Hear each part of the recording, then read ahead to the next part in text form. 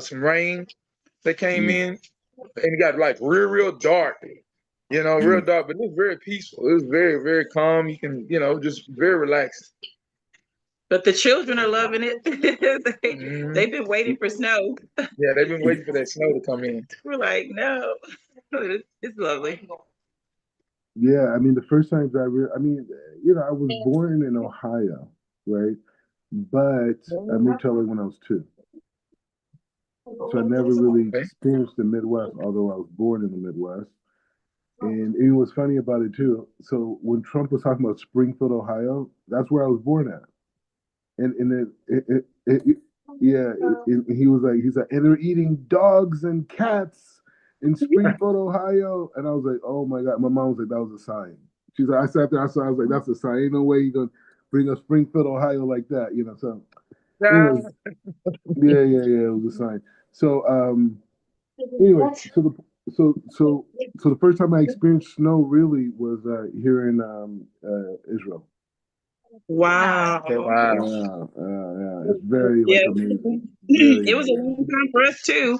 Yeah. We didn't experience it till we moved to the Garland area, and Hmm. we were just like calling all of our family back home, like it's snowing out here, like real snow, like that actually stuck to the ground. And see, Garland is near the Dallas. It's a Dallas. It's a it's like a city right next to Dallas, and it's man, it was we had never seen anything like that, and it comes fast. It doesn't. It's like I went out to do some work, and went out. It was normal, and then all of a sudden, man, in the middle of the night, it just snow come up, and it's like 2 inches. It was beautiful. Hmm.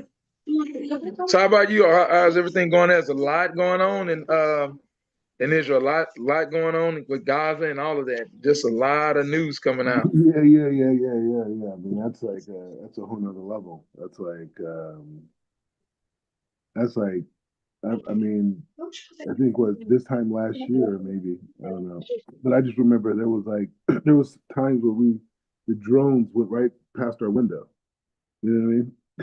Exactly. And then seeing the ballistic missiles being shot down and seeing drones shot down by like F-35s. And you're looking at your window, like looking at something coming because there's lights on it. And then you can see the jet, and it's just like, and you see poof, and it's like the whole thing and the Iron Dome. Yeah. So it just, the whole war thing just changes your whole perspective about everything, and you're just here and you're witnessing it, you know what I mean? And you're like, wow, because I'm from LA, you know what I mean? Like, what do we know about, I mean, you got Crips and Bloods, you know what I mean? But that's like some shots and people run, drive off real quick, you know what I mean? Like, and that's the end of it. Over here, they're like, hey man, we ready to die right now tonight.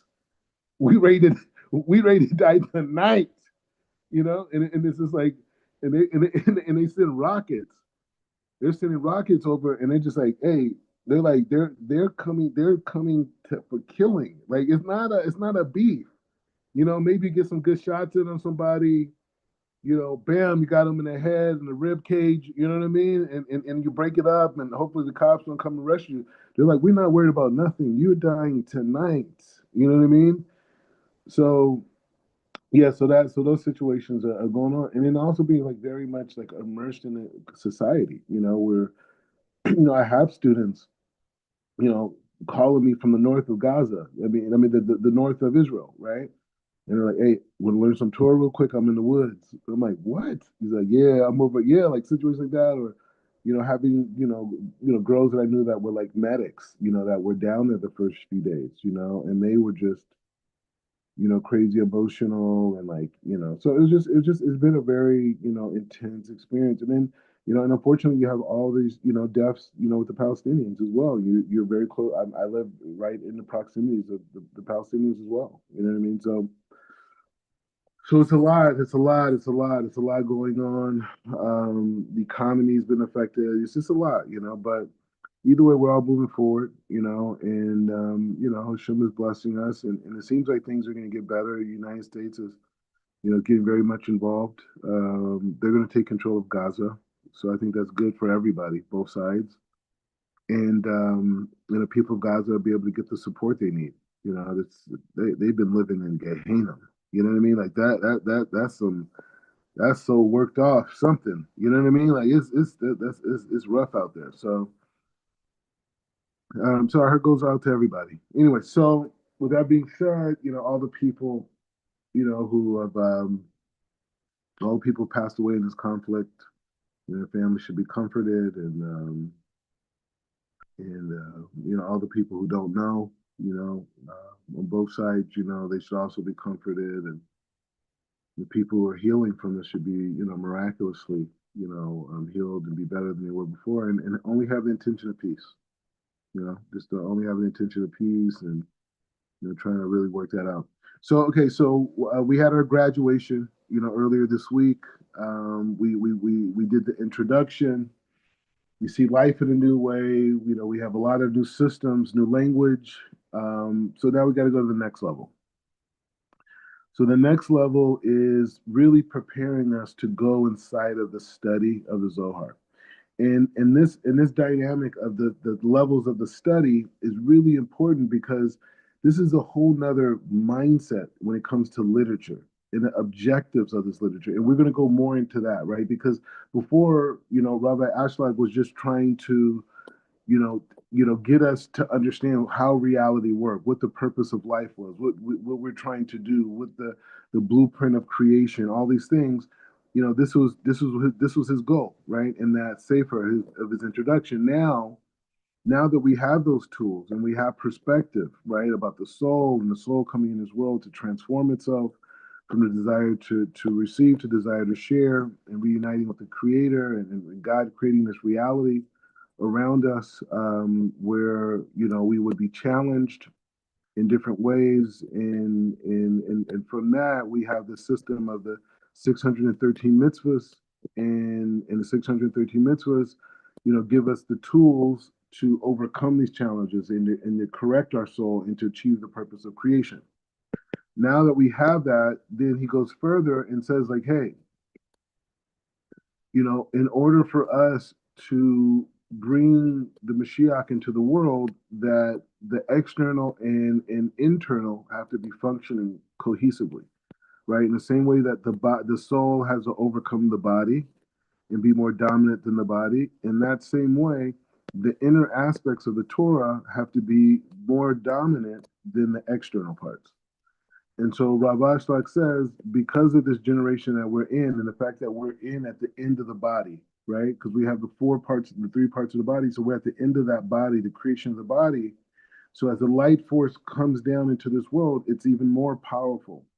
Now, in this generation, even though we're not as high as the generations before us, right? And so because of that, we have the ability to bring the redemption, right? Because of where we're at in history. Right. And so his point was to say that what speeds up this process is the learning and the teaching of the inner secrets of the Torah. And the inner secrets of the Torah strengthen the soul to a level where the higher aspects of the soul become corrected, right? As we learned before, the different levels of the soul, the inanimate level is in the level of just doing it with very little intention. The vegetation level is doing it with more awareness, more diligency, more insight, and then the level above that is the level of neshama, right? The level of the animal, right? The animal level of soul, and so through that we study the secrets, the depths, the explanations, these things, and then we catapult into this new reality, right? And so we want to go through this process of correction, and the more enthusiasm, the more life that we have for the mitzvahs, the higher of the aspect of the soul, because it's more of a connection. It's all about intention and where you're focusing on, right? And it gets to the level where we'll go there. We get to where we're going. Okay, so we're gonna start, and so it's a lot of details. So I'm gonna go a little bit slow and give time just for notes, just because it's just like it's just levels just to have, because he's giving us language specifically now to enter this particular study, right? And as where he was giving us a introduction to the frame of spirituality that is speaking from. Now we're going into the actual study itself as a precursor to actually going into the book and being able to be clear on what's going on. So you'll be able to have that with you forever. Right? Okay. Okay, let's go. Okay. So it says like this. Okay, so this is the preface to the book. First we read the introduction. So this is actually the preface of the book, and he's going to tell us what his intention is behind it, right? Okay. So it says like this. It says Hayot She Omech HaChochma Be'Sefer HaZohar. Okay. He says the depth of the wisdom in the holy book of the Zohar are completely enclosed behind thousands of locks. Okay? Just hear what he said again. The depth of the wisdom of the holy book of the Zohar are completely locked behind thousands of locks. And our human language is far too lowly to formulate for us sufficiently accurate expressions in order to interpret even a single idea in this book to its fullest extent. I have a commentary I have composed. The commentary that I have composed is merely a ladder to help the reader ascend to the heights of each matter where he can see and examine the words of the book itself. Therefore, I found it necessary to prepare the reader and provide him with the path, a passageway to means of reliable definitions to enable him to discover how one should contemplate the study of the book. Okay, so that was big, right? So basically, the words that we read are not expressing the full idea. Okay, that's number one. That's a big concept because the way that we learn in Western society is that, of course, the word explains everything, right? So here we're learning a different type of a study that's saying that no, actually, the ideas and the concepts are levels beyond levels beyond levels beyond levels that only the mind can go into. And there's not really words that God created that allow us to go into the depth, but rather as a stepping stone into the experience. Like it's like you have the medicine, right? But you got to put the medicine on a spoon, right? So the spoon is just the mechanism to get you to the main thing, right? So here he's saying the words that are used inside of the Zohar are only that spoon getting you to that place. And that place you go into is a place that only the mind can interpret, and it's an individualistic study, right? So that's what he's saying. So he says the commentary that he wrote is allowing us to get to the level of understanding the words, right? He wants us to be at the level that we're at and get to the words, right? And so as we connect to those words are not the end product, but rather they're just another avenue. So he's giving us words he's giving us a ladder to help. So he says, I have composed I have composed what I the commentary that I have composed is merely a ladder to help the reader ascend to the heights of each matter, where he can see and examine the words of the book itself. Therefore, I found it necessary to provide the reader, prepare the reader, and provide him with the pathway. Okay, so it says Beri Shona, Sarik Tada, Shakola Hami Duver. So he says HaSefer HaZohar. He said, first of all, it is important to understand that everything discussed in the book of the Zohar, including its agadot, meaning the parables, are forms of the 10 sfirot, which are called. So this is what you want to write down. So what we learned before, we learned the 5 phases, okay? And that was what they call a parsuf, right? Which means a face, right? But it's one of it's like one of the technology formats to unlock a certain consciousness. Now we're learning the full structure of the 10 sfirot. So some of those you're gonna when you hear them, you're gonna say this. So how do we understand the 10 sfirot? It's like this. The 10 sfirot is our way of measuring. Remember what Rabbi Asad told us. The light stays the same, but the vessels are different, right? So the vessels of the 10 Sefirot is manifesting an aspect of God's light, right? From the highest all the way to the lowest where we can receive it. So it's saying that we can't connect to God's light at this full Keter level, like the sun, right? We can't go directly to the sun, but through sunglasses, right? And through our eyes, right? We go through these different disseminations of that light, right? And so the different disseminations of that light allows us to connect to that light, right? And so there's different aspects, right? We're going to learn, but all these different levels are vessels in which the light is, all the way from the highest, which is expressing this connection to the endless world, all the way to the lowest, which is in the world that we're in. Okay, so that's how we're going to understand it. Okay, so he says, okay, so here are the 10 Sefirot: Keter, Chokmah, Bina, Hesed, Gevura, Tiferet, Netzach, Hod, Yosod, and Malchut. Okay, so those 10 dimensions, right, is how we understand the light coming into this reality, all the way to the manifestation in this world, right? However, we're not limited to just how the light manifests in this world. We can even go higher and connect to some of these higher levels, what we're going to learn about. And he says, as well as the combinations of their form. Okay? He says, it says, as well as the combinations of their form, right? So that's one of the ideas, one of the combinations of their form is saying like what we learned before with the different levels of the five phases of Keter, Chokhmah, Bina, Tiferet, Malchut. That was one frame, and then we had other frames like the Chabad, which was the skull, and the Hagad, which is the chest, and the other. So all these are different expressions of these forms, but they're all within this system. Okay. They're all in the system, but this is the complete system. Before we didn't learn the complete system, we learned one of the faces of the system. But this is the complete system, Keter to Malchut. Okay?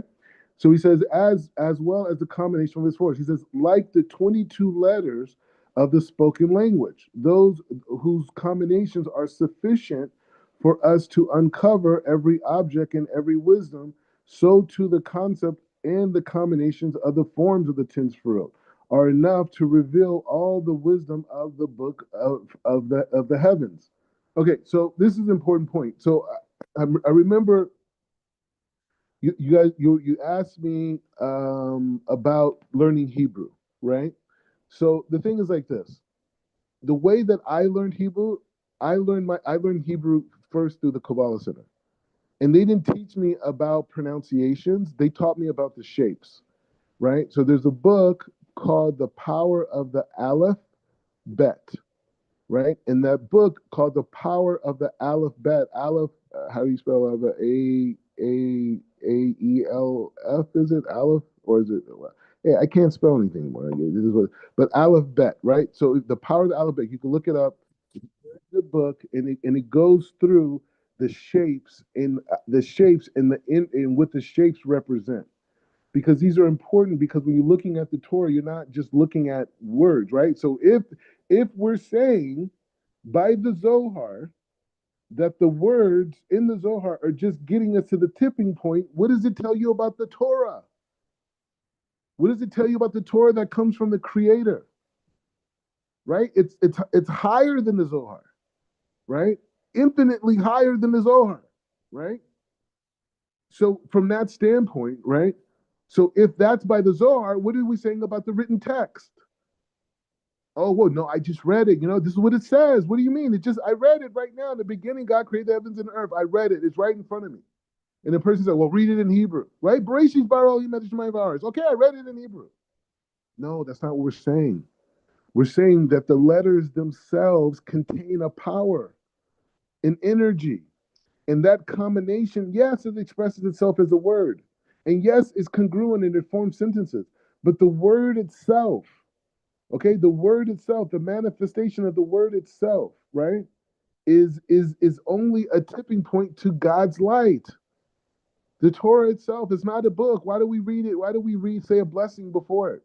Oh, because it's holy, it's from God. Yes, it is. But the Torah itself is not a book. It's a series of codes that allow us to connect to an energy behind the curtain. the energy behind the five senses. And he talks about this later. We probably won't get there today, but we'll get there hopefully tomorrow. But the point is just saying that that's a very important concept to have in mind, to understand that the Hebrew letters themselves, the shapes, are connections to powers. You can meditate just on the letters themselves, on the words, and have intention, kavana, and you can literally heal yourself. You know what I'm saying? Like, these are real things, right? Obviously, a person has to be in a very pure state. Okay, so he says, like the 22 letters that are spoken in the Hebrew language, those combinations are sufficient for us to uncover every object, every wisdom. So listen to what he's saying. He's saying that if we know these things with the 10 spherot, with the different faces, with the combination of the letters, you can access this additional power that's beyond physical wisdom. That you could connect to this light force, the concealed light, the organus, which I'm sure he's going to speak about. So he says that the concepts, the forms of 10 spherot, he says, will reveal the wisdom in the book of heaven. So now we're not talking about a book. Now we're talking about something that connects us to light, that connects us to energy, right? Vekin ish bazei gimel. Gidirim sheritzikin le hazohar behem me'od shelo. So he says like this. However, he says there are three principles. Now this is where he gets very, very specific at, okay? This gets very specific. So he says, however, there are three principles here which we must be extremely careful not to venture beyond while studying the book, the words of the book. Okay? He says, I will first present them briefly, after which I will explain them at length. Okay? So these are three principles that he's saying that we cannot overlook, right? So these are where the notes come in, are very important to come back to. Okay, so the first principle, it says Gadol Gader Aleph Ki Yish Dalet, right? Ma'us Ha Barakim. Okay, so it says like this. All right, so he says the first principle, okay, there are four aspects in the model of perception, okay? So he's saying there's four aspects in the mode of perfection. Sorry, I didn't say model. There's four aspects in the mode of perception. Okay?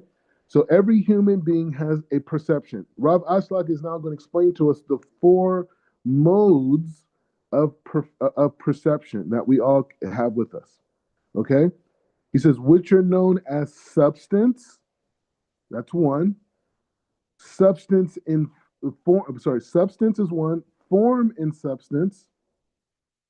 Abstract form. And essence. Okay, so let's say this again. So here are the four modes of perception, how we perceive reality. Okay, he said the first one is known as substance. Okay, we're going to know what these things are in a second. Second one is form in substance. Third one is abstract form, and fourth is essence. He said the same applies to the 10 sferot, as I will explain below. Understand that the Zohar does not deal at all with the essence. Woo, this is big. It does not deal with the essence or the abstract form in the 10 sferot, only with the substance in them or the form that is in them. This is enclosed in the substance. Okay, so let's understand let's kind of get an idea of what's being said. He's going to go in more detail.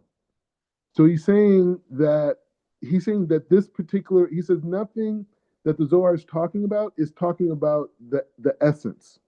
Okay? He's not dealing with essence. So all the words that you're reading, all the things that you're reading is not dealing with essence, right? And that's a problem that maybe you could apply even to the 5 books of Moses in the Tanakh. Right? And how people can derive that God was a man that came and died for them because they don't know how to learn the text. They're reading it like an academic book from college, right? And they don't understand, like, no, these are holy codes that are gateways and paths to energy, even the commentaries, right? All right, so he said the same applies for the 10 sferot. As he explains, understand the Zohar does not deal with the essence. It does not deal with the essence or the abstract form in the 10 sferot, but only the substance in it, only the light force itself that comes inside of these vessels is dealing with, or the form is in them, right? Or the expression of them, right? And we'll see more. While it is still enclosed in the substance. While it's still enclosed in the substance. All right, we'll see what he means. So he says like this. Okay, so he says second principle, bet. So he says, Behayod Shekhalalo to call Hamitzot Hamitziot Hakilo Kit Bakasher Laim Berit. So he says like this. He says like this.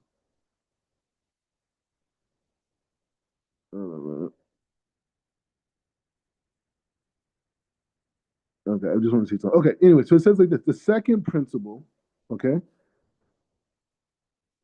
the entirety of the divine reality in relation to the creation of the soul and their modes of existence are discovered or discerned. Okay, let me slow down.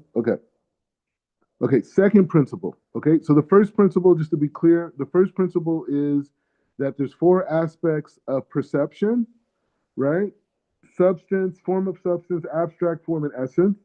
And he's saying that the same applies to the 10 sphirot, right? So the 10 sphirot also, if you look at these different levels, Ketra, Chokmah, Bina, Hesed, Gevur, Fer, Netzach, Chod, Yesod, those 10 levels, Nahut, those 10 levels also have this aspect of substance, form and substance, abstract form and essence. Okay, so they have that. So when you hear that word in the Zohar, he's saying that when you hear one of these 10 spherotes, understand that in the Zohar it's not dealing with the essence, which is the last part, or in abstract form. Okay, so it's only dealing with the first two things: substance and form and substance. Okay, so he's giving you a rule, right? To not understand it as a form of completion, but rather that. And it makes a lot of sense if your mind is supposed to go into a higher dimension, right? So he's saying the second principle. He says the entirety of the divine reality in relation to the creation of the souls and their modes of existence are discerned by us on the following three levels. Okay, so the entirety of the divine reality. So the whole reality that we live in relation to creation of the souls and their modes of existence are discerned by us on the following three levels. Okay? He said three levels. The first level is the Ein Sof, the endless world. Blessed be he. The second level is an absolute.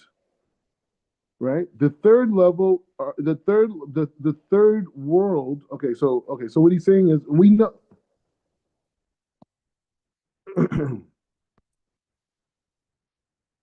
Sorry about that. Somebody just called. Threw me off. Okay, hold on. Oh wait, still going. Okay, great. Sorry. All right. So he's like this. Okay. So he says like this. The three worlds that are called Bria, Yitzira, and Asiya. Okay, so he's saying like this. We know about the five worlds. We know about this, right? We know that there's a world of Adam Kadmon. We know there's a world of Absolute. We know there's a world of Bria. We know there's a world of Yitzira. And we know there's a world of Asya. We already know that, right? Because those are the four worlds that the soul is inside of, right? So he's kind of telling us something that we know, but instead of using the word Adam Kadmon, in this structure, he's saying that we understand it in a frame of three, okay?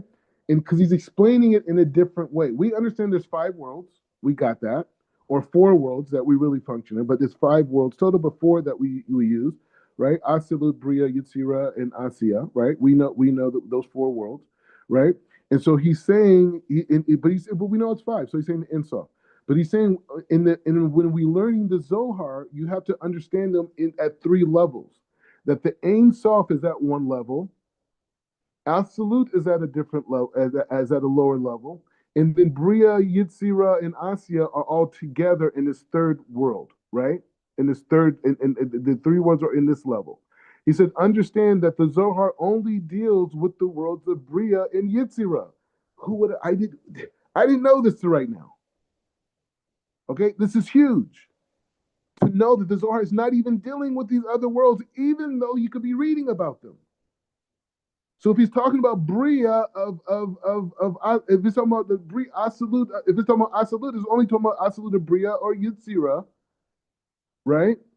And Asiya. It's not dealing with, and also with the Insaf. Okay? Blessed be he. And he says, the world of the Absolute to the extent that Bria and Yitzira and Asiya receive from them. But as for the Insaf, blessed be he, the world of Absolute, as they are in themselves, the Zohar does not engage with them at all. Okay, so just learn this again. Okay, so this is a big deal, right? New information, right? New information alert. Okay, so it says like this. Okay, the entirety of the divine reality in relation to the creation of the souls of the modes are extended into 4 levels, right? One level is the Ein Sof, the second level is Absolute, and the third level has 3 worlds with it, which is Bria, Yitzira, and Asiya. Okay, so that's how they're understanding it here for the study. Okay, because you could learn another study and they will still use the 10 spheroids, but they will use it in a different modality because that's what's needed for this particular study, right? So we're learning the codes of how literature in general works, right? In Jewish words, because we don't read literature like the other nations. The other nations read it for the sake of information. The literature for us is gateways into other realities, right? And this is the other reality. He's explaining it. So he's saying that, he says, understand that the Zohar only deals with the worlds of Bria and Yitzira and Asiya, okay? And also with the Insaf, blessed be he, and the world of Absolute. So right now he says it deals with the third level, okay? It deals with the third level it deals with the third level in level A and level C. Level A being the Insaf, and level C being Bria, Yitzira, and Asiya. So he says he deals with those. And now he says, in the world of Absolute, to the extent that Bria and Yitzira and Asiya receive from them. Okay?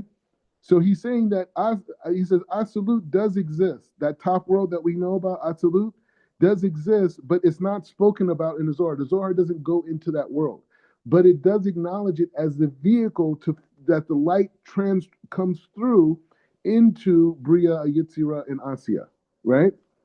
So it's a little bit complicated, but we can always review. God bless for Chazara, right? To review. So it says, okay, so he says like that, right? And so he says also, okay, he says also with the Ein Sof, blessed be he, in the words of, okay, so they receive from them, okay. But as for the Ein Sof, blessed be he, the world of Absolute, as they are in themselves, the Zohar is not mentioned. So that's huge, right? So he's saying that the Zohar itself is not dealing with the frame of the totality of the world of Absolute or the Ein Sof, or we say the Adam Kadmon. It doesn't, it speaks of them in a frame as being a light channel, but it does not address them. So this is big stuff. This is huge stuff. This is like a whole nother reality in some ways. All right. So I did not know that. I did not know that. Okay. God willing, I continue to know things that I did not know before. Okay. So I think we're pretty clear on that. So that's the second principle. Okay. So the third principle is Hayos Sheish Bakol Olam Ve Olam. So he says like this. The third principle, there are 3 categories in each of the worlds of Bria, Yitzira, and Asiya. Okay. So now he's opening up a whole new world now. So now he's saying within these worlds, he says there are 3 categories in each of the worlds. So the world of Bria, I know it's getting more complicated, but God wants us to expand our minds, right? And so he says, in the world of Bria, Yitzira, and Asiya, he says there's 3 categories within them. Okay, so it's important to have that down. He says, okay, so he says Ve'asar Sifirot. Okay, so he says, so he said there's 10 Sfirot. Okay, which are the aspects of the divine light that shines. Okay. So one level, there's three principles, that there's three categories in these three worlds in the level C, right? There's each of those in the level C have three categories. Then he comes and tells us that the 10 dimensions, which are the aspects of the divine light that shines in that world. Okay. So each of that, so in that world of Bria, it receives this light in the frame of 10 dimensions, right? Same thing as Yitzhira and Asiya. Okay. And he says here, Neshamot, Hochorot. And so he says, Neshmot, B'nai Adam. So he says like this. So he says, the Neshama, the Ruach, and the Nefesh of the people, right? So you're already kind of aware of this structure, right? Because there's this flashback for a second to make this easier to digest. Let's just recall what we learned in introduction was like, hey, there's five levels to the soul. There's five worlds that we live in. There's five spherotes that work inside of these worlds. And there's five aspects of the name of God, right? The tetragrammaton being the highest part with the yud, the tip of the yud being the level above that, the Adam Kadmon level. So we see that, right? And then we see within those worlds, there's four levels of desire, right? Inanimate, vegetation, and animal, and human, right? So he's saying a similar thing here. He's saying in these worlds, there's three categories. There's the 10 spherot, right, that shines in it. And he says, and then there's the aspects of the soul. And we remember, right, the world of Asiya is the world of Nefesh. The world of Yitzhira is Ruach. And the world of Bria is Neshamot. So we already knew these things, but we're building off of these ideas, and he's being a little bit more technical, right? And so we're getting to see. He says, Yatir ha mitzot mashevo. So he says, okay. So he says, the rest of reality it contains, which are called angels, malakim, angels, clothing, and chambers, along with their innumerable details. Okay. Okay, so that's interesting, right? So he's bringing another aspect within this aspect of C. He said the rest of reality contains are which are called angels. So in a way, he's saying like, hey, when you see these kids playing these video games, right? And it's like they're like simulated people going around this. Sometimes they play these army games. Sometimes they're searching for people. Sometimes they're on these missions, whatever, right? But they're living in these alternative worlds. And so what he's saying that, well, the Zohar in a way is an alternative world, right? If you remember like Roger Rabbit, right? It's like Toontown, right? It's an alternative reality, right? And so he's saying that he's showing us how this manuscript, how this book, how this system works, and how you could connect Toontown, right? The reality behind the script, right? Where things are different and the energy's there, right? And so he's saying that all of these things that you're hearing about, he's showing you the rules of the game. He's showing the rules of the manuscript so you don't get lost, right? And you can understand that these worlds are expressing a certain quality, a specific type of light. And I think the real question would be, right, is why the Zohar omits these parts, right? Why it doesn't talk about the Insof and Diva. I mean, I could assume maybe it's too high and it's dangerous, and the word of Absolute is very high. Also could be dangerous. It could mess our minds up, right? But maybe that's the point. I don't know. But the point is just saying that, right? And so, and then understanding that this aspect of the soul. Okay, I get it, right? Okay, so also within that are angels, clothing, chambers, along with their innumerable details. Okay, so that's more things. He says, Te Shakil, She'if Alpi, She HaZohar Merakiva Beor, Kol HaPuritim, Shebecho, Olam. So he says, it is important to understand that the graphs that all together, that the Zohar explains all the details of which the world at length. Okay, it's important to understand and grasp that although the Zohar explains all the details of each of the worlds at length, The statement of the Zohar are always focused on the soul of the people in that world. When mention is made, the explanations are given of other categories. This is only in order to understand the measure that the soul receives from them. Wow. He says, and as for those matters which do not relate to the receiving of the soul, he says, in those matters which do not relate to the receiving of the soul, the Zohar does not utter even a single word about them. He said, consequently, you should understand that everything presented in the book of the Zohar only in relation to receiving the souls, right? Okay, so that's an interesting point, right? So he is saying that the mechanisms and the explanations and the ideas that are expressed in the Zohar are talking about how this life force enters the soul of the individual, right? And hopefully, what I'm saying is fully correct, right? And so with Hashem's help, right? So it's saying that everything that the Zohar is focusing on is it's focusing on this aspect of the soul receiving, right? He says, no matter he says it's important to understand understanding grasp that although the Zohar explains all the details in which the world of each world at length, right? So he's talking about the worlds and the details of these worlds, like the different souls, the different dimensions of the spheroids, and these ideas of different chambers and angels and all these different things that we just heard about. All of these things are explained in great detail. And the statements of the Zohar are always focused on the soul of the people in which that world, right? So all these things are in relation to the neshama. When mention is made, when mention is made, one of these things, and explanations are given of the categories, this is only in order to understand the measure that the soul receives from them. So all the explanations and everything that we learn in Zohar is basically teaching us how our soul receives from this particular life. That's it. That's it. In any other functionality, so you have to understand that the Zohar is something that you're learning to receive from. That's why the Kabbalah, to receive, right? Zohar, it means splendor. You're receiving the light of splendor, right? And so this particular light of splendor is the aspect of the inner aspect of Israel, the inner aspect of the Jewish people, right? And this inner aspect of the Jewish people that exist, right?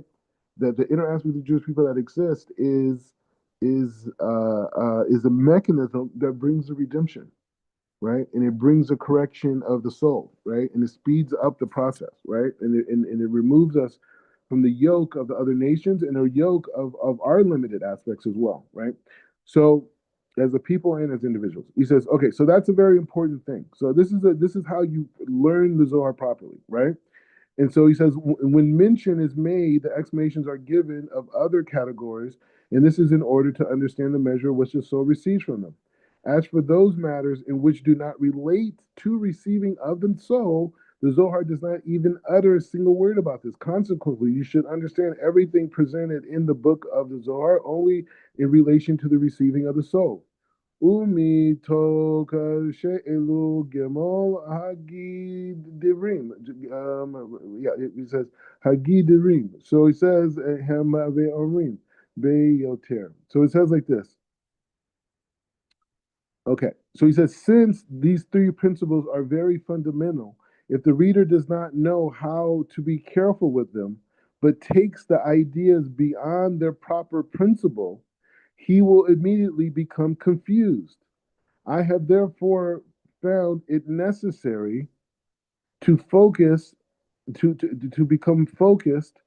He said, he says, blah, blah, blah. So he says, if the reader does not know to be careful, okay, careful with them, and take the ideas beyond their proper principle, he will immediately become confused. I have therefore found it necessary to go to the trouble of elaborating on the meaning of these three principles as much as I can in such a way that they can be comprehensible to everyone. Okay, so we'll stop here on chapter 6, and we'll do like a quick halakha, but thoughts, reflections, new levels, more details. Right. All right.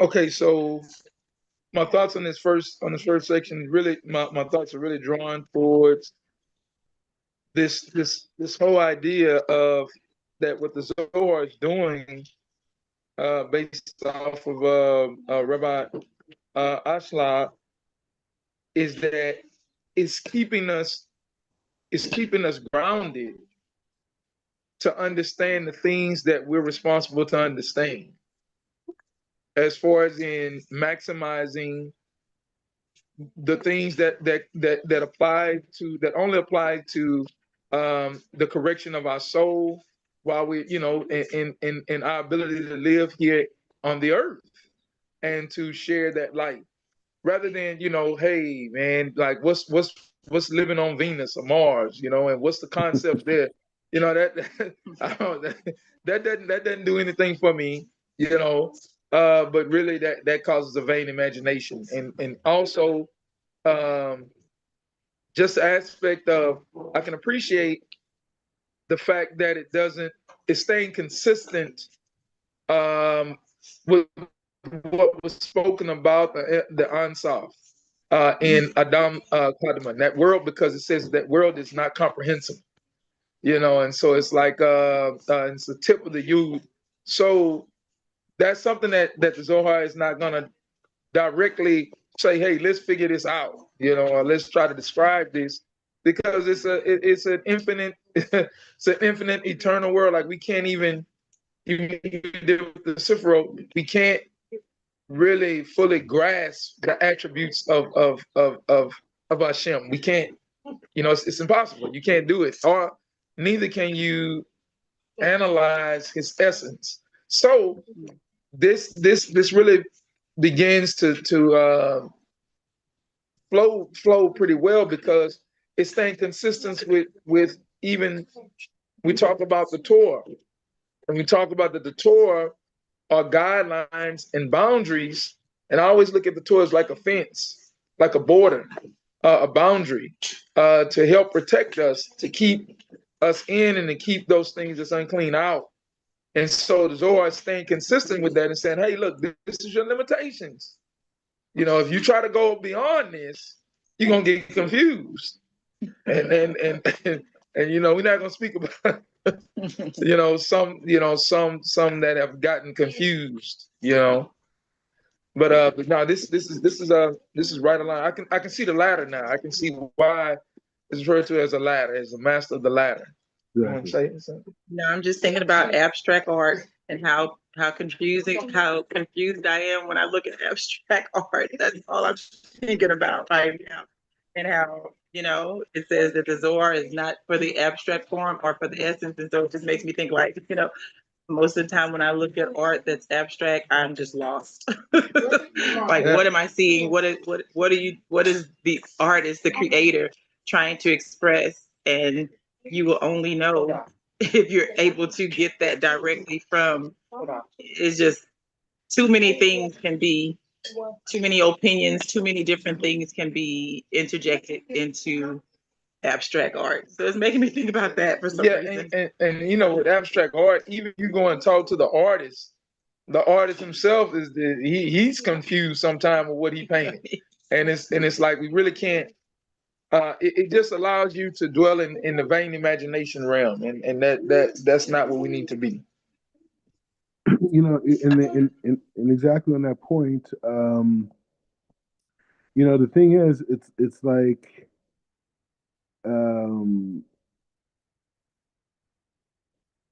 it's really it emphasizes this idea of, the soul, right, and the soul receiving, right, and really, like, through the study of the Zohar, it's like a recalibration of life, not just the Zohar, but all the deep mystical teachers. That's what I'm saying. Once you have the language here, everyone's going off of these languages. You see what I'm saying? So you will have access to all the literature, and you'll be able to just go in wonderment, because all the weekly Torah portions, like the Zohar is just going off of the Torah portions. Now it goes into far and far levels and all these things, connected, right? But but the point is the saying it goes into all these like very very deep levels, but but it's still going off of the weekly Torah portion. You see what I'm saying? It's still going off of, these ideas. So I want to read this. Actually, this is something that was learning with Otinel, and it was just like I don't know, it was just very impactful, and it goes back to this idea of being really thankful, right? And I'm just going through. It's like way down here, so I got to go through those. But being really thankful from the standpoint of fighting against jealousy, right? And so this is just something, because it's like as we go higher spiritually, we have to be able to check our character more, right? And to check like our personality, and to see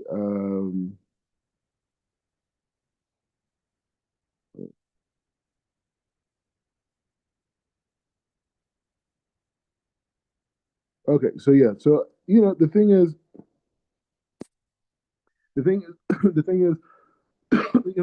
character development is everything, right? It's everything. Working on ourselves, working on different parts of ourselves, and one of the things is to deal with different character attributes, right? Because ultimately we want to be able to cleanse ourselves of these character traits, and we can do it, right? We can do it. Hashem gave us the character traits because He knows we could cleanse these particular ones. That's why everyone has their own thing, right? So we're going to learn a little bit about the mechanism of jealousy and how to identify it, because it's just something that sometimes we don't even realize it. But it's very important, and it's also especially for kids, because like kids are, the whole MySpace. I mean, not MySpace. We're not talking about MySpace. The whole like TikTok generation is all about comparison. You know what I mean?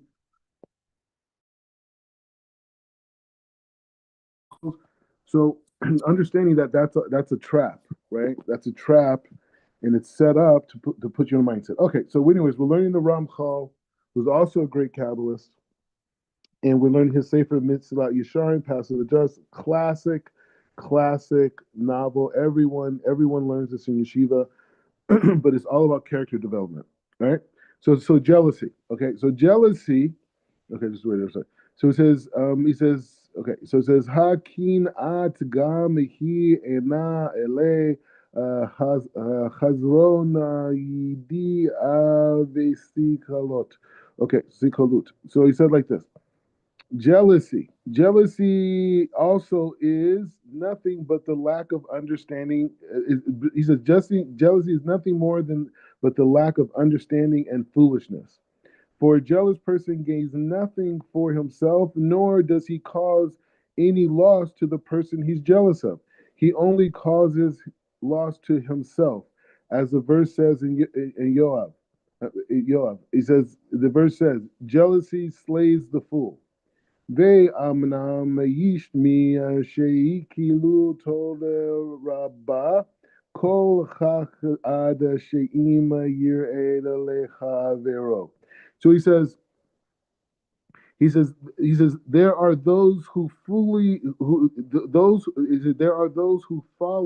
has grown such great that if he sees some good by his fellow, he will rot inside.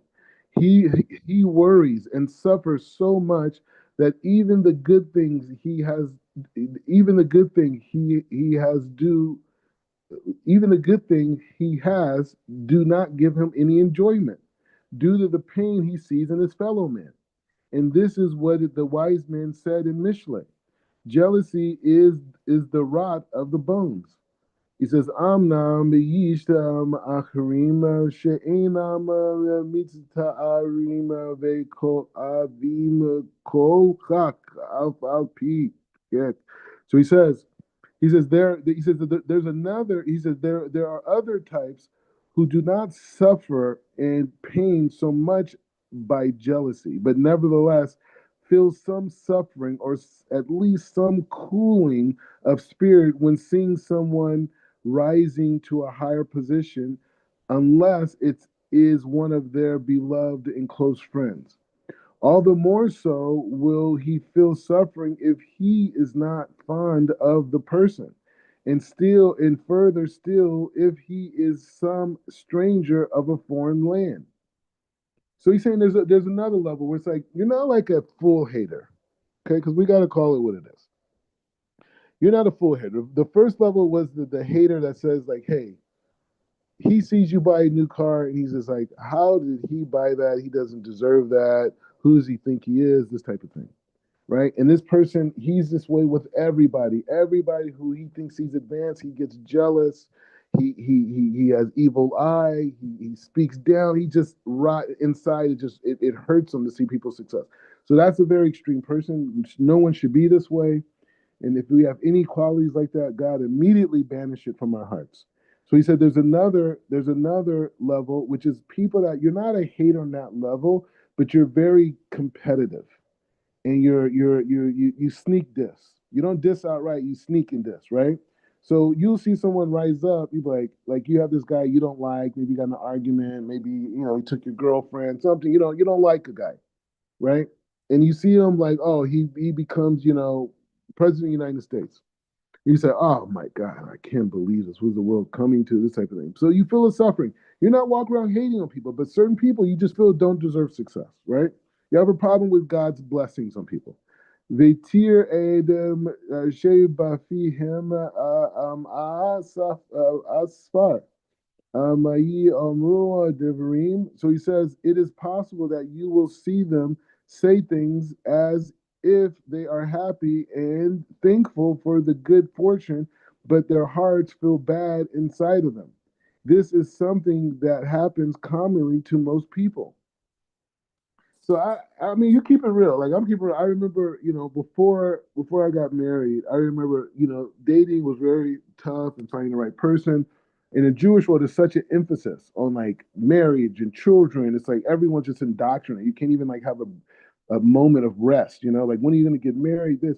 And so after a while, you just see everyone getting married and this, and you feel it. You're like, okay, I'm happy you got married. But after a while, it's like, come on, man, this is too much. God, please. Everyone's getting married but me. Please, please help. So he's saying like, he said it's possible that you will see them and say nice things and be happy. Like, hey, Mezzo tough, Mezzo tough. And I see people sometimes on social media, and I know they've been single for a long time, right? Even before I converted to Judaism, right? And I see them and I see them and I'm like, you know what? How happy are they at this point? Because I know I'm not that strong. I know I'm not that strong.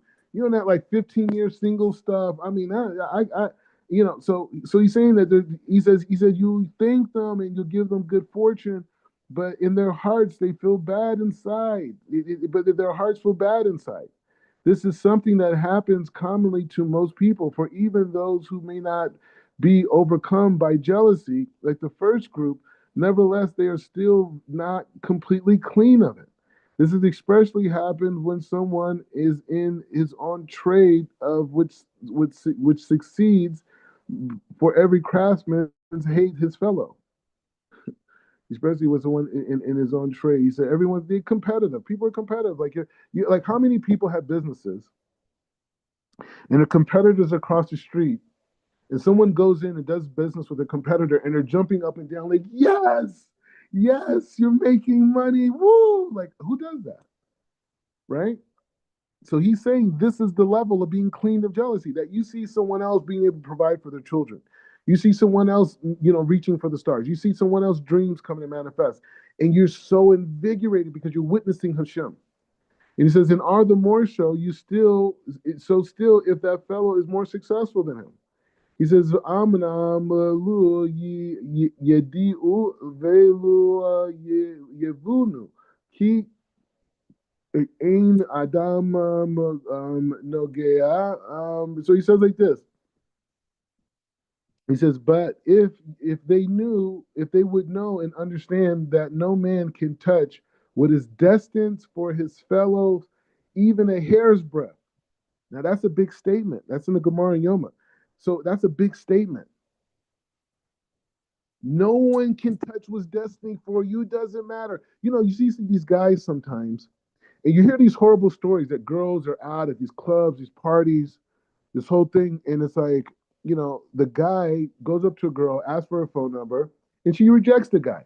When the guy gets upset and he starts making fun of her, cursing her, God forbid, even getting violent. And if he doesn't understand, it's like, bro, that wasn't your girl. That's it. She didn't reject you. That wasn't the girl for you. That wasn't the girl for your tikkun. And her saying no is not wasting your time. You could have went out and it could have done nothing for you. Wasted time, this. But he doesn't understand that.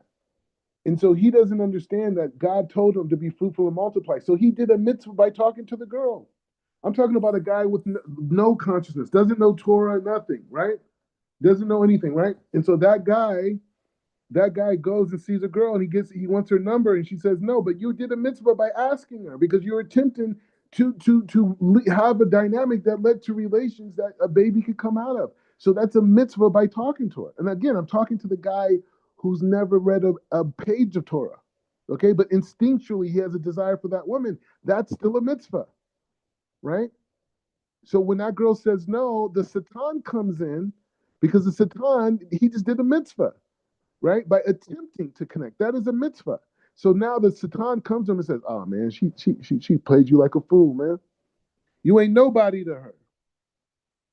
She ain't got no respect for you, right? And you start thinking about your mom and abandonment issues, and next thing you know, the guy is upset, right? So, but if you understand, no, that's just a Satan. You did a mitzvah. Everything is for you. Your business deals. The guy is just like, I remember, like, I don't know. I was at this thing. I was on Shabbat. We were hanging out in the shul after davening, right? After we pray, Shabbat, we're hanging out, everyone's like kicking back, having, drinks, the whole thing, right? So this guy was sitting there with us. It was three of us. The guy was sitting there with us, and he's telling about this girl that he met, right? That he didn't meet her. He knew her, but they ran into her, and it was a really powerful experience they just had, right? And as he's talking about her, the girl walks in, right? Now the other guy's sitting there, and I can see him looking at, because it's three of us. The other guy who's listening too, he's single as well, and he's looking at the girl. And I wonder to myself if he's thinking, wow, that girl could be good for me, right? But if this principle, and I'm not saying he wasn't thinking that, okay? I didn't go into his mind, but I was looking at him. I'm one of these people that watch people, right? So I'm looking at him and seeing what his response is. This girl comes up, she walks in the shul, she's like, hey, and he's like, wow. He's like, is that her? Yeah, it's her. So, you wonder, like, was he happy? Was he really happy for his friend, this girl, or was he thinking about himself? But the point is saying, if we were selfish about our relationship with Hashem, we would only want what Hashem has for us. That's it. Nothing else. So it says, "Vehu ma sheyiad banu le nivi ala zaman ha'atid." So he says, this is what the prophets foretold us on the future era, that the Holy One, blessed be He, will remove this ugly trait from our hearts, for in order that the good of Israel will be perfect. And at the time, no one will feel pain in the good of the pain in the other of a good of the other. And also, there will be no need for a successful person to conceal himself and his matters due to jealousy of others. So this is the future destination of humanity. Vehu ma katuv. It says in Isaiah Yud Aleph. Okay, so it says like this. He says, this is what the prophet says in Isaiah. He says, and the envy of Ephraim shall cease, and the adversaries of Judah shall be cut off. And Ephraim should not envy Judah, says in Isaiah. This is the peace and the contentment among the ministering angels who all rejoice in their service, each in his place, and no one feeling any jealousy whatsoever on one another. And he says, and for they all know the full truth and delight on the good of their hands, and happy they are with their lots.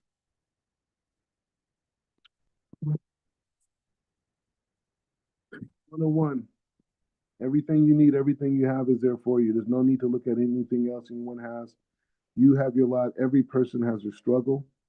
Every person, has their own experience. I know guys, like people come into Judaism and they're like, oh, well, I don't know anybody in this and blah, blah, blah, and this dynamic, and I got to go through this and go through that. And then go and meet people who grew up, which I'm talking about religious for generations, and see the problems they got. They got a whole nother set of problems, right? And so everybody has problems, but we don't want to accept the pain of other people. We want to think our pain is only by us, right? And this is where this jealousy comes out of, right? Because jealousy means I feel something was took away from me. But if I understood that my pain is not separate than someone else's pain and that other person's pain, and there's a consciousness of pain that exists in the world that eventually God is going to remove, right? He's going to remove this pain from the world, right? And he's going to remove it for our lives, but we got to work, right? We got to expand ourselves. It's not you lay down and just like envelops you. You know what I mean? Like you have to do the work, right? So the idea of jealousy is this belief that everything that you have and everything you will have was perfectly allotted to you from the beginning of creation. And your soul has traveled many lifetimes and you're getting exactly what you need in this lifetime. Everything. The amount of money, the amount of struggle, the amount of pain, the amount of disappointment, the amount of success, the amount of honor, everything you're getting is a perfect amount. And you have to be safe with that. You have to feel so good with that. And that's the basis of consumerism, right? Consumerism is mostly about filling lacks, right? You feel that you're missing something. You don't feel that Hashem gave you exactly what you got. Hashem, everything that I have is for you. It's for your will. You fill my hands with substance. You provide for me. You do this. Okay, I have a job, and that's how it materializes, right? And we're going to learn more about this tomorrow. This is how it materializes. But the reality, that is a simulated system from God. How could it be that you do certain things and your energy shifts and opportunity comes? So what's going on? We're saying that God simulates our reality and we're tested. So let's continue on. Any final thoughts, any ideas? Yeah. We have a principle in our business. Our business of me and my sons, and my wife and my daughters. We have a principle that what belongs to us belongs to us. Okay. And so what God intends for us to have, that's what we have. And so there's even times that we found out that we had to have that mindset early on because we've realized that when you learn how to let go and just really focus on what has been put in your care, that there are things that you may have tried to go out and get and someone else gets it, right? But if Hashem really wanted you to have it, and maybe it's because it wasn't your time to have it, but then he finds a way to bring it right back to you, and it's well received. There's so many stories we could tell about that particular scenario happening, but whenever you find yourself jealous of someone, or really trying to you find yourself getting into a rush to try to do something, and it's sad because that there's people that they get jealous of when Hashem is doing something in someone else's life, and it's like like you want all of his time, and you're wondering like why are you paying attention to their situation, and here's my situation. One thing that we've learned too was that when you're able to take your eyes off of your situation or your problems or your weaknesses, and you're able to look at others and put theirs actually before yourself. We had a situation whereas our daughter was in the hospital, and we had been there for months with her. And but in the process, we met a family. We met another family that had a daughter that was getting.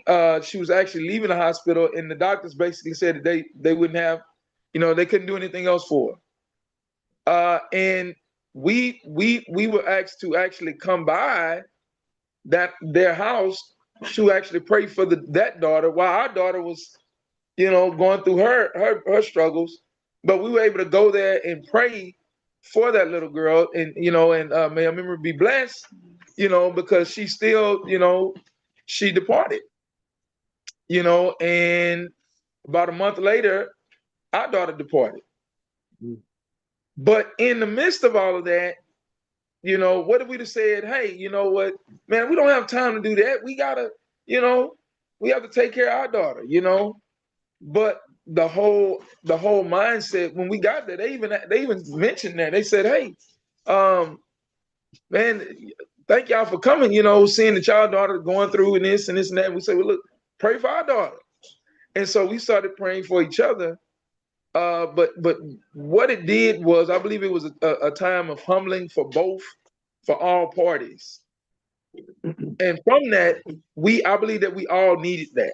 We all needed to know we were not in the world alone, that there was somebody else that cared for us, and that Hashem cared for us through other people, and so in a very small way, we can even say that this was very symbolic of even Elijah showing up, the spirit of Elijah showing up to do good, to do kindness, and to show kindness for all three families that was going through some major issues at that time. You want to say? Well, I just like that he pointed out that the jealousy is based off of foolishness. It's just a lack of understanding and foolishness. And oftentimes, like, especially like Rabbi was saying about the culture of marriage and children and so forth. And sometimes people are not very sensitive to other people's situation. Like, families that are believing for a son or a daughter to get married, or just a person who just they desire to be married. They desire to have that righteous union, and people oftentimes take their focus off of just being just kind in the earth. You in a group and you see someone who has been desiring to be married for 3-4 years and so forth.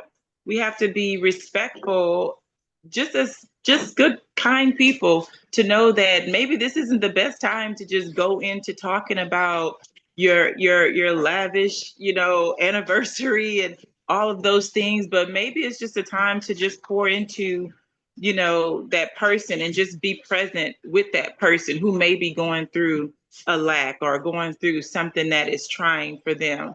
And especially with, moms, I remember early on going to like homeschool groups with mothers and so forth. And it's just so competitive. It was just so competitive all the time, like what they're doing with their child, what they're this and what that and so forth. And I just wanted to bow out. I was like, no, this is not for me, because, one, my children, what if they miss the mark in this area? Or what if, things don't go according to how we planned, or whatever. But I've already just like made like this huge pedestal or this huge this and that for my children. And I just realized that that's just not the way Hashem desires for us to be in the earth. So we have to really check our motives and our intentions, and we have to be more sensitive to those around us, and be loving, and just meet them, and definitely do a lot of prayer and praying for others. If you hear something, it's not for you to just hear it. It's for us to pray, pray about, So that's it. And can I say one last thing, Rabbi? Also, I just want to make anyone that may be listening, just to what I've seen, and I've observed, is that through jealousy, it opens up other doors, right? Give an example, and maybe some, just to be careful of this. Whenever you're jealous of someone and you're looking at them, being careful about, let's just say, for an example, someone wants to get married, okay, and they're single, and they've been for years and years and years and years, just trying to find that right person, right? And then here someone comes along, and after about a year, really just really here they are, they're getting married, and that person gets jealous, and they give good words, hey, Mazel Tov, they're real into it, and they're really jealous of that person, but they go around that person, and what they're literally doing sometimes is looking for things that are not right. They're looking for trouble. They're looking to see the darkness. They're looking to see the struggle. They want to see, and when they find out maybe the husband or the wife, maybe they lost their job, or maybe they're not, maybe they become poor, something like that. And that person then feels elevated now. And they feel better. And that is a sense of pride and boastfulness. And it's a ugly, I mean, man, it becomes a very dark and ugly place to be in. And it works both ways, because the person who has, or at least thinks they have or whatnot, they're looking at the other person and saying, oh, it's because of this, or you're not doing that, or this and that. It just feuds back and forth with, and it goes back to what we're learning with Rabbi Ashlag about our perception, this perception. And we don't know why Hashem has each and every person where they are, but he knows. And so we have to just step back, and all we can do is just pray with a pure and sincere heart for each other, and allow the manifestation of Hashem's will to manifest in each life. But if we start doing that, then yes, jealousy, it has such deep roots of evil that it just cause division in the community and families and individuals, and just be so much hurt, because we've experienced it. I've experienced it personally, where a sister literally told me about being jealous, and I thought, like, what, like, what, like, what are you saying? And over time I realized what she was saying to me, and had to process that and still love through that process. But later, when we lost our daughter, this same person came and said, I'm no longer jealous. At the funeral. Oh my goodness. Yeah, at the funeral. Absolutely. Dark. So what did that show me? What did that show me, Chief Rabbi? It showed me that no, and now reading this, it's like, no, you're actually still operating in foolishness. You're still operating in foolishness. You're still lacking understanding. And may Hashem help and give you what you need, because you're correcting me and helping me in this season to understand how to be more sensitive to other people. Yeah, a couple of things was said. One of the things that you said really brought out this idea of saying, like, you know what, to truly correct this behavior, you have to force yourself to be extra happy when you see success with other people. That's nothing to do with you. You have to force yourself with it, and social media is a good opportunity for that, right? Because you scroll, you see this person, that person, or if you're in a community, right? If you're in a community, it's another thing. You got friends, whatever. You have to be happy for other people, and you have to move that wickedness out, because it's a thing in because we're competitive, right? And that's whole competitive culture that we were raised in, being number one, the best athlete, that breeds hating. Who's better, Kobe or LeBron? You know what I mean? Like, why are we comparing them? You know what I mean? So it's just saying that the spirit of foolishness, right, is there, and it's a spirit that we're actually, because competition says like this: competition is the opposite of this belief system, right? Competition is saying that I have to compete in order to get, versus saying, no, the man is already created for me. I just need to go outside, right? I do have to put forth an effort, but it's not in competition to completing with the guy who's going outside of his house to get the man too. You know what I'm saying? So that's a foolish understanding of reality to think that. But we have a whole society built around this, right? Like even if you think about it, let's take this idea even a little step further. From this concept, the winner and loser of every sporting game is already decided. They're just going through the motion. It's already was decided who's going to win this game, who's going to win this league, who's going to get injured. The whole thing was already in motion. So we're just watching the outcome, because we don't know. We're not prophets. You know what I'm saying? Or we'll be trillionaires in gambling, right? So we don't know, right?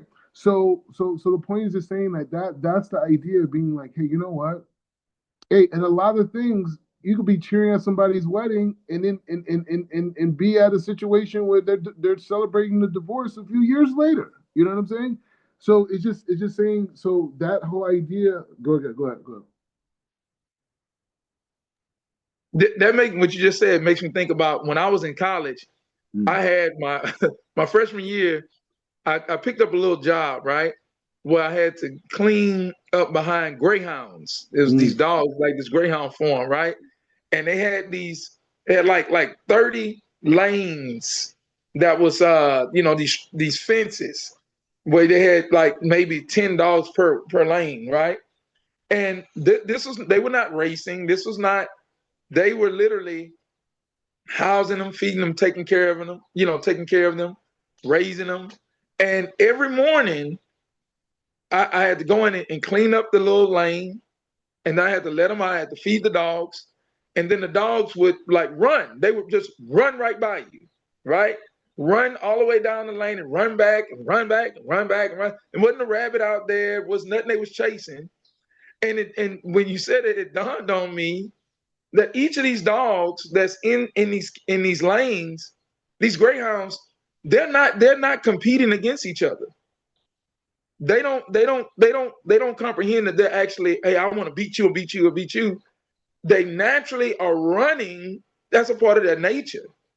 And so they're running, and they're not even trying to catch anything. They just running back and forth. That's what they do. That's what they do. So it's like, I'm not competing with you, man. And I'm not, if you make it to the end before I do, it don't matter. Because I'm about to run back down there again.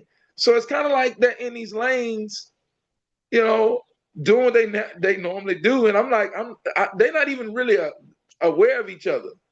They just run, but they see me, so they run around me real fast. I'm thinking they're gonna run into me, but their race is in their mind. Their race is their individual nature to run this race. And so man tries to take them and make them race, but they're not even racing against each other. They're just trying to catch the rabbit. We're projecting onto them because we live that way. Yeah. Right? So we look at him, hey man, he coming after you, hurry up. The dog's not even thinking about that. The dog's just doing him. He just, he's happy to be out of the cage. He's just like, let me run.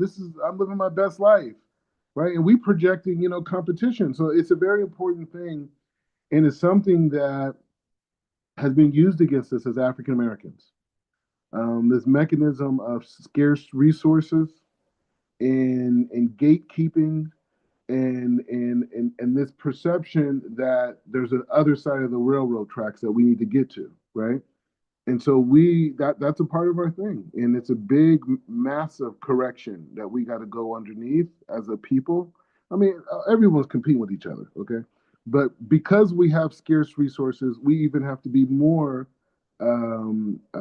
sensitive to these things, right? Because the more unity we have as people, whether it's in our family or in your 3-block radius, whatever it is, that could make big differences, right? People can make changes politically. They could combine resources. They could buy things for cheaper, So this idea of competition and jealousy is something that really halts a lot of economic progression, right? And so this idea of working on that within ourselves, then you vibrate that energy, When a person is around another humble person, they get humble. They don't get more arrogant, right? So the idea is just to be able to say, like, just that effort of being able to say, like, you know what? Whatever situations I hear about, and I know, God's going to test you too. As soon as you start talking like this, there's going to be that one person that come up, but, hey, man, he just got a TV show. I'm like, man. Mazel tov. I'm happy. I'm gonna force my happiness. I'm gonna force it. I love this. Yes. Let's jump up and down. But the point is just saying, you're purging that spirit out of you.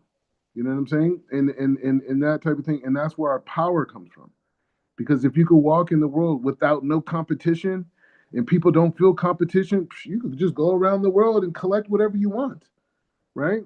You walking down with a power, they're just like, hey man, I just want you around. here's $1 million. You know what I mean? You're like, man, why are you doing that to me? You messing up my lifestyle. You know, he said, but he wanted to give. You got to receive, right? Anyways, so we'll continue tomorrow, same time. We got to move this thing forward. Baruch atah Adonai le'olam.